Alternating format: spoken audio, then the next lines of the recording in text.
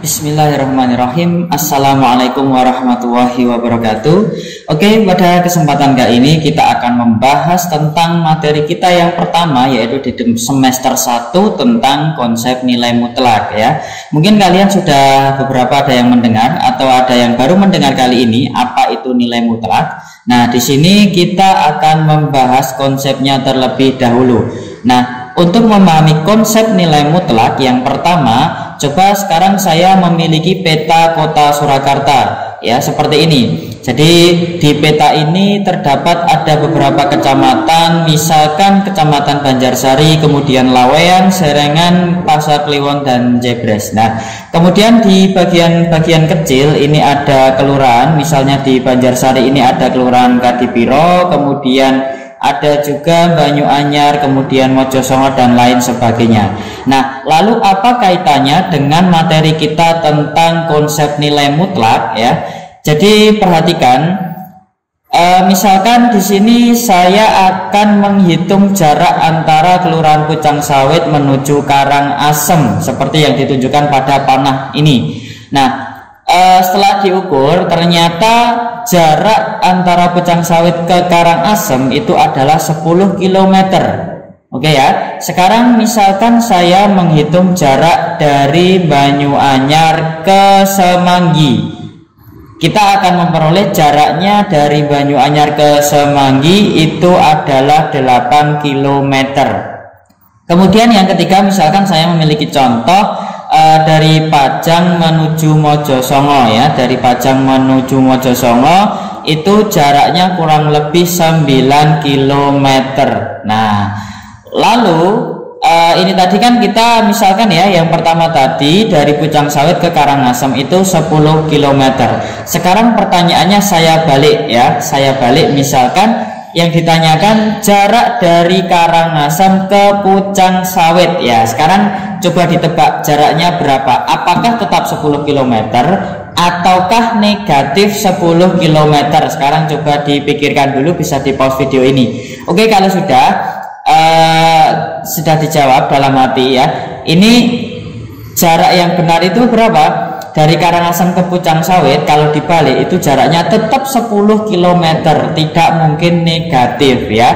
Begitu juga dengan jarak dari Semanggi ke Banyuanyar. Kalau dari Banyuanyar ke Semanggi itu 8 km, maka dari Semanggi ke Banyuanyar itu juga 8 km. Begitu juga dengan Mojosongo ke Pajang itu juga 9 km ya. Jadi yang namanya jarak itu tidak mungkin negatif ya. Misalkan pertanyaannya seperti ini, berapakah jarak dari rumahmu ke sekolahan? Apakah ada yang pernah menjawab negatif 1 km? Ya, itu tidak mungkin. Maka jarak itu tidak pernah bernilai negatif. Nah, maka dari itu di dalam matematika itu terdapat konsep sesuatu yang tidak pernah bernilai negatif. Itu disebut dengan nilai mutlak. Kalau 0 bisa enggak? 0 bisa. Yang tidak bisa itu adalah negatif ya. Jadi nilai mutlak itu mengubah suatu nilai yang negatif menjadi positif. Jadi kalau kalian mengingat nilai mutlak itu apa toh?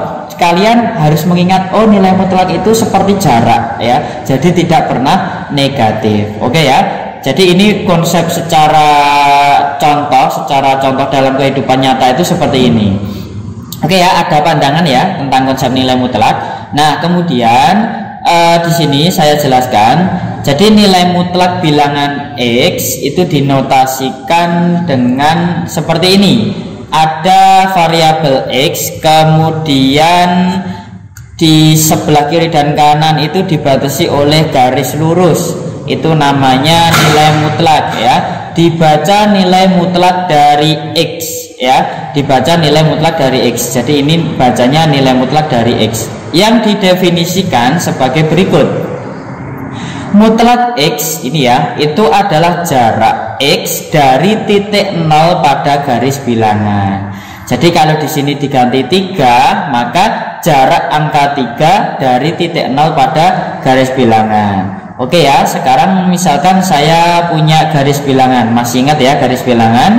Garis bilangan di sini ada 0. Kemudian sumbu yang ke kanan itu adalah X yang positif, kemudian yang ke kiri itu adalah yang negatif ya. Nah, misalkan di sini saya sudah punya contoh, misalkan X-nya 2. Artinya jarak 2 dari 0 itu adalah 2, atau bisa dikatakan mutlak dari 2 itu nilainya tetap 2 ya.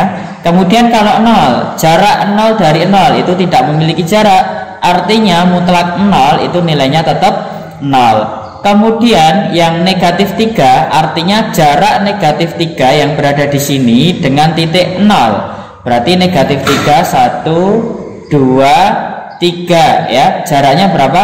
3. Berarti mutlak negatif 3 itu sama dengan negatif kemudian dinegatifkan lagi menjadi 3. Atau lebih mudahnya, setiap bilangan yang berada di dalam tanda mutlak, yaitu tanda yang terdiri dari 2 garis lurus, itu nanti nilainya tetap positif gitu ya. Jadi misalkan ada pertanyaan, tentukan nilai mutlak dari mutlak negatif 100, berapa nilainya ya? Pasti nilainya adalah 100. Mutlak negatif 5, hasilnya sama dengan 5 ya, berarti tidak ada negatifnya. Oke, bisa dipahami sampai di sini.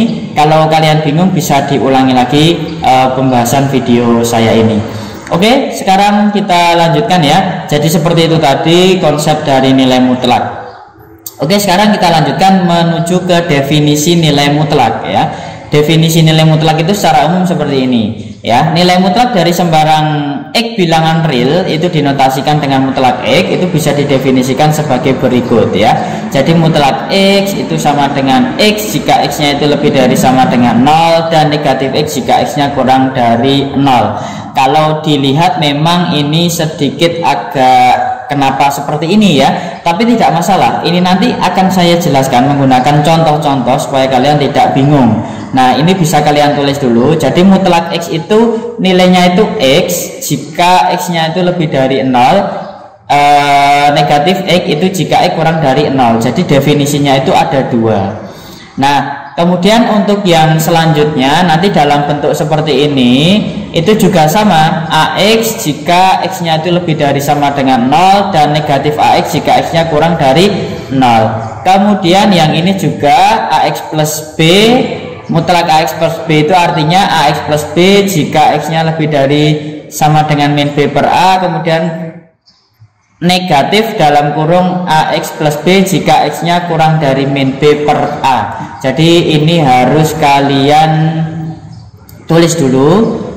Masih bingung nggak apa-apa, tulis dulu, nanti saya kasih contohnya. Jadi supaya paham kok bisa begini, seperti itu. Nah, untuk yang pertama itu misalkan saya tulis sebagai definisi 1. Kemudian yang kedua saya tuliskan sebagai definisi 2. Di sini ada A ya. Jadi A di sini adalah suatu bilangan real, kemudian X-nya ini adalah suatu variabel. Jadi variabelnya itu X ya. Nah, kemudian yang ini yang bawah itu saya katakan sebagai definisi 3. Definisi 3 dengan A dan B itu suatu bilangan real dan X-nya itu sebagai variabel ya. Jadi bilangan real itu bilangan biasa ya, bisa pecahan, bisa bilangan bulat, bisa negatif, bisa 0 dan lain sebagainya ya. Oke, sekarang kita akan melanjutkan. Contoh 1 di sini tadi ya, definisi 1 akan saya kasih contohnya. Nah, definisi 1 ini sama artinya ini dengan tadi loh ya. Kalau misalkan ada bilangan negatif kemudian dimutlakkan, itu nanti hasilnya akan positif ya. Jadi contohnya seperti ini. Misalkan tentukan nilai dari mutlak 5 ya. Nilai mutlak 5 itu berarti karena 5 ini positif, berarti kita pakainya yang atas. Tetap positif. Berarti mutlak 5 berapa? 5 ya. Oke, sekarang nilai dari mutlak 0. Kalau mutlak 0 itu jawabannya cuma 1, pasti hasilnya adalah 0. Kemudian misalkan saya punya nilai dari mutlak negatif 7. X-nya negatif kan? Kalau negatif kita pakai yang bawah karena X-nya kurang dari 0 negatif. Berarti mutlak negatif 7 itu sama aja dengan negatif 7. Negatif ketemu negatif hasilnya adalah positif. Berarti mutlak negatif 7 itu hasilnya adalah 7 ya. Dengan kata lain, cara gampangnya, jadi kalau negatif itu dimutlakan, itu hasilnya pasti positif ya. Mutlak negatif 7 hasilnya sama dengan 7. Oke, sekarang kita lanjutkan nomor 4. Sekarang negatifnya berada di luar nilai mutlak. Bentuknya seperti ini. Jadi negatif mutlak 9 ya. Hasilnya negatif atau positif? Coba kalian tebak dulu, kemudian kalian lanjutkan lagi video ini. Oke ya, jadi negatif mutlak 9 itu kita kerjakan dulu yang berada di dalam mutlak. Mutlak 9 itu berapa? Ya, 9. Mutlak 9 itu 9. Berarti kalau ditambahin negatif, hasilnya jadi negatif 9. Jadi intinya yang kamu kerjakan itu yang berada di dalam mutlak dulu. Dan di dalam mutlak itu pasti hasilnya positif. Kalau di depannya ada negatif, ya maka harus hasil akhirnya negatif 9. Tapi kalau seperti soal nomor 3 ini tadi, di depannya ini tidak ada tanda negatif. Negatifnya di dalam mutlak, maka hasilnya tetap 7. Sekarang nomor 5, misalkan negatif kemudian dalam tanda mutlak negatif 12 ya. Berarti kita kerjakan dulu yang berada di dalam mutlak. Mutlak negatif 12 itu hasilnya berapa? Ya, hasilnya 12 karena setiap bilangan yang berada di dalam mutlak itu pasti jadi positif. Berarti mutlak negatif 12 ini jadi 12. Kemudian yang sebelah kiri masih ada tanda negatifnya, tidak bisa dihilangkan. Berarti hasilnya adalah negatif 12. Gitu ya, paham ya? Nanti akan saya kasih latihan soalnya supaya kalian bisa belajar.